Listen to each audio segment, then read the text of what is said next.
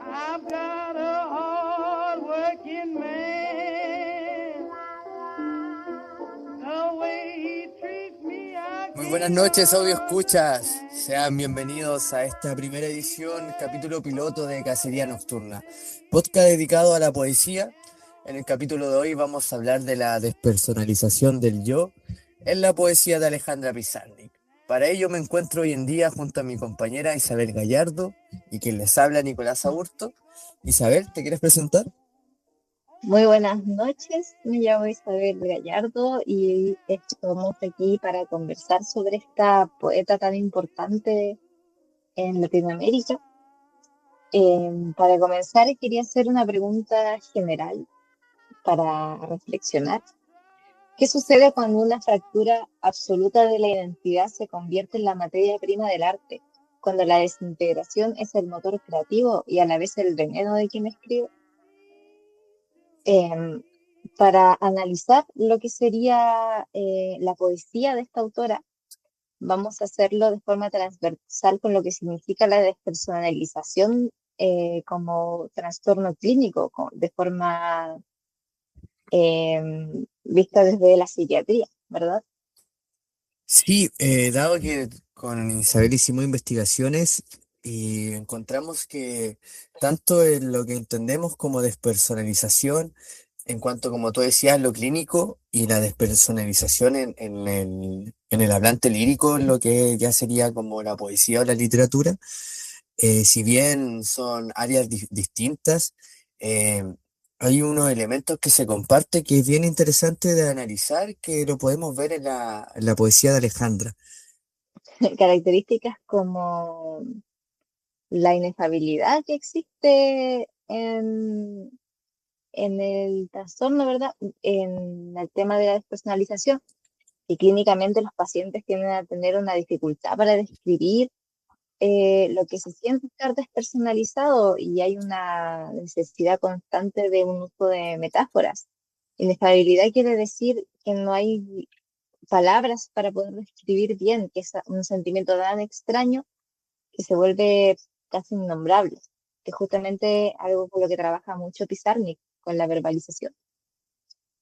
Claro, y quiero tomar lo que dijiste de que es algo como innombrable, ya que hay, esto es curioso porque esta situación de la despersonalización es algo que se da a las personas de distintas culturas y la verdad no es muy bien estudiado por lo clínico. De hecho, hace poco se están ya haciendo más estudios, pero es una sintomatología que termina describiendo un estado de conciencia.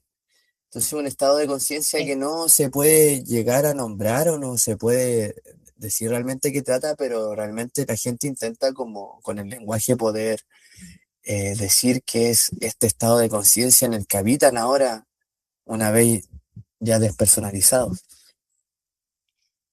Claro, y junto con esto como de habitar el cuerpo, tenemos otro síntoma, que si bien la despersonalización tiende a verse como un síntoma de otras enfermedades, esta es una psicopatología completa.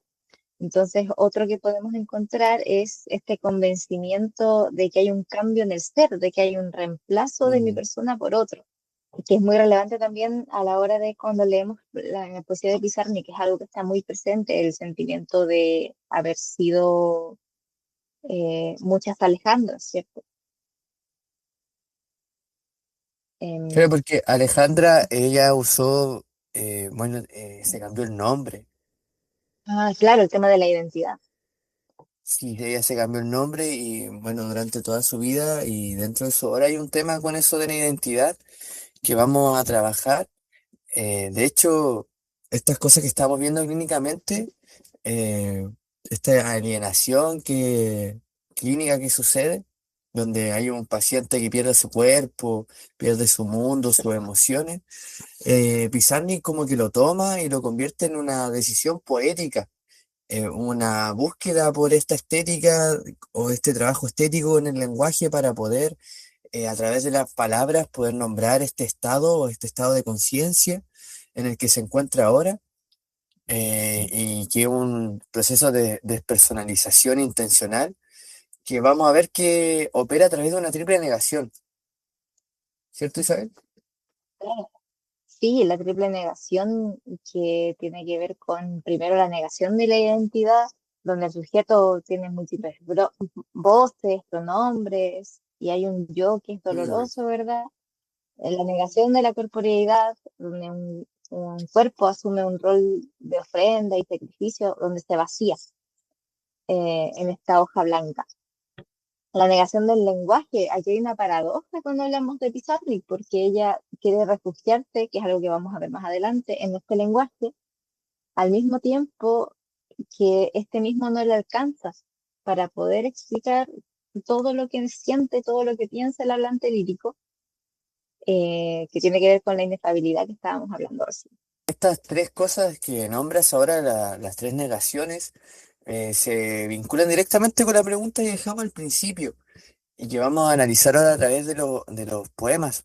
Eh, Hablamos de esta despersonalización, esta fragmentación del sujeto. Sabemos que abandonar el yo es un desgarro profundo que ocurre porque nos eliminamos todas nuestras máscaras, todas nuestras estructuras, todo lo que nos ha conformado como sujetos o seres, y a la vez terminan también siendo, como podríamos decirnos, signos para nombrar cosas esenciales, podríamos decirlo, como para que nos entienda nuestro audio escuchas. El lenguaje nos sirve para poder nombrar toda la materia, todo el caos que nos rodea, y eso también tiene que ver con nuestras personas. Claro, con esto que menciona podemos pasar al primer fragmento, al primer poema más bien, que se llama Solo un nombre, de la sección La Última Inocencia, que dice: Alejandra, Alejandra, debajo estoy yo, Alejandra. Este poema es sustancial cuando hablamos de identidad en su poesía, porque hay una repetición del nombre en minúscula, despojándolo de su valor y de su autoridad, ¿cierto? Sabemos que los nombres se escriben con mayúscula. Eh, Tiene una forma de ilustrar este desdoblamiento clínico. Ella se distancia de su nombre, se distancia de la etiqueta social, quitándose las distintas máscaras de que hay una Alejandra primero, una Alejandra después, hasta llegar a la que está al fondo. Debajo estoy yo, Alejandra, dice. Y ese yo al final termina siendo un yo también despojado, como tú decías, de todas estas etiquetas sociales, el nombre incluso que ella eligió. En este poema cabe recalcar que Alejandra está escrito en minúscula, entonces también hay otro tipo de despojo porque ya no se toma el nombre como un nombre propio. eh, los nombres propios sabemos que igual se escriben con mayúsculas, y es igual un detalle muy interesante. En consonancia con lo que venimos trabajando, me gustaría también que pudieras leer el poema de Los Poseídos entre Lilas, el número 3. ¿Ok? Em, la primera parte, que es la que nosotros seleccionamos de esta parte, dice: Yo estaba predestinada a nombrar las cosas con nombres esenciales. Yo ya no existo y lo sé. Lo que no sé es qué vive en lugar mío. A mí lo que me gusta de este poema, bueno, podemos empezar a tratarlo desde lo primero que dice: yo estaba predestinada a nombrar las cosas con nombres esenciales. A mi parecer, la voz poética en este caso está diciendo que la acción poética de poder buscar a través del lenguaje nombrar cosas sustanciales que van, a veces se nos escapan, y con el lenguaje no nos alcanza para poder referirnos a estas cosas o estos estados, como hablábamos también de la despersonalización, la incapacidad de poder nombrar un estado de conciencia. Es lo que ocurre también con la voz poética aquí o con el poeta a la hora de hacer poesía. También encontramos en este poema, de nuevo, este tema que hablábamos anteriormente, ¿cierto? El convencimiento del cambio del ser, cuando ella dice, yo ya no Mm. existo, y yo lo sé, y lo sé. Lo que no sé es qué vive en lugar mío. Esta sensación de que hay algo o alguien reemplazándola, reemplazándole, eh, a la hora de existir, digamos, de vivir.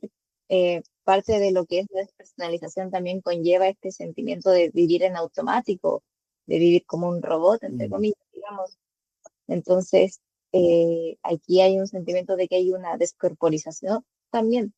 Sí, claramente, y es muy interesante como lo que tú mencionas, que ya también hay una parte que está en automático y otra parte que es consciente de que está para escribir y para nombrar y para hacer poesía, terminan habitando de diferentes formas dentro de un mismo cuerpo, que es el conflicto que atiende también a esta voz poética.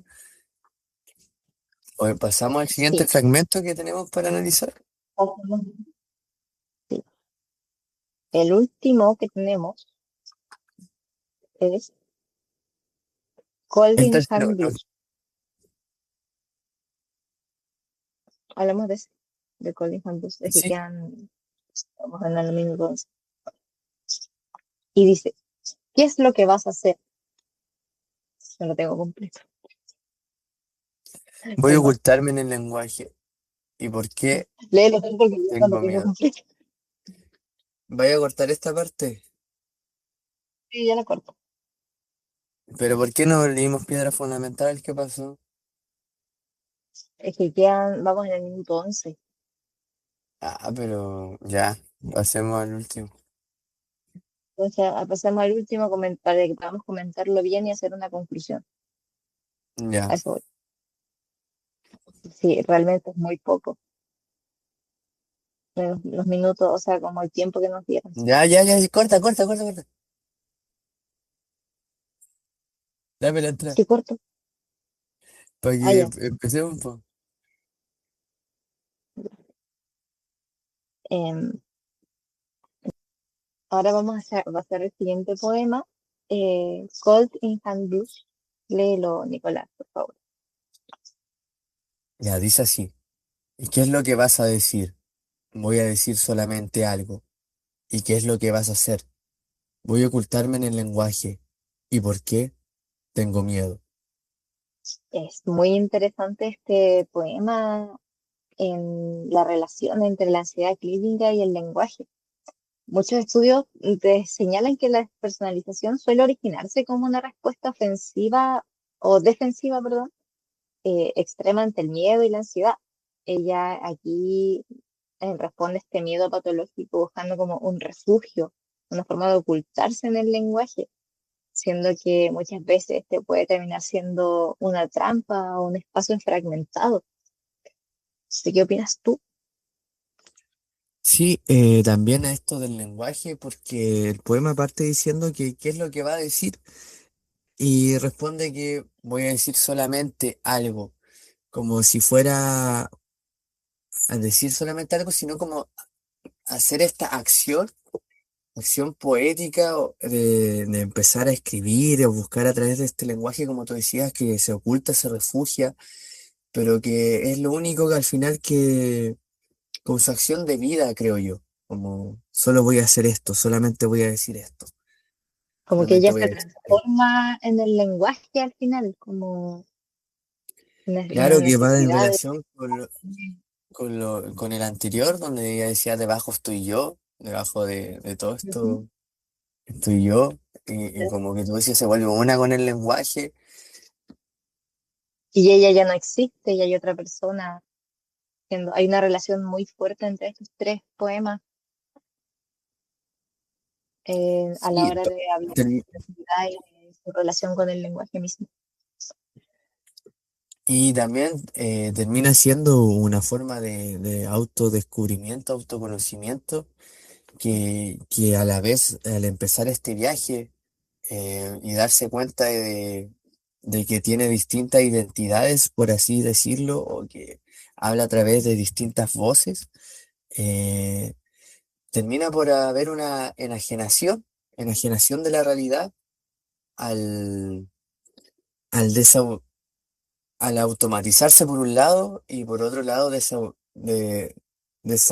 desautomatizar el propio lenguaje. Porque dentro de la cotidianidad uno habla, solamente conversa, pero lo que busca la poesía y lo que estamos viendo con Alejandra es que a través de este lenguaje logra reformular su propia realidad, encontrar, poder nombrar este nuevo estado de conciencia que es el hacer poesía y habitar la poesía.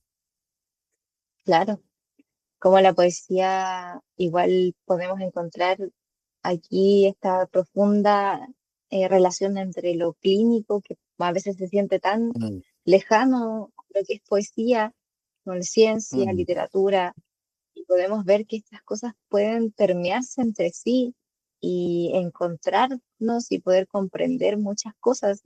Lo que presenta Alejandra en su obra está muy representativo de esto que hemos hablado. Ujú. Quiero quedarme con el mensaje que das de esto de también a través de la poesía complejizar la realidad, porque muchas veces se enseña mal la poesía dentro de la educación tradicional y termina llevando a la matriz romántica y cuando con estos casos vemos, como tú decías, que podemos vincularlo Claro. con áreas como la salud mental, el estudio de la psique, etcétera. Sí, muy, muy relevante eso. Muchas gracias. Así que muchas gracias por escucharnos. Nos vemos en otra edición de Y Cacería Nocturna.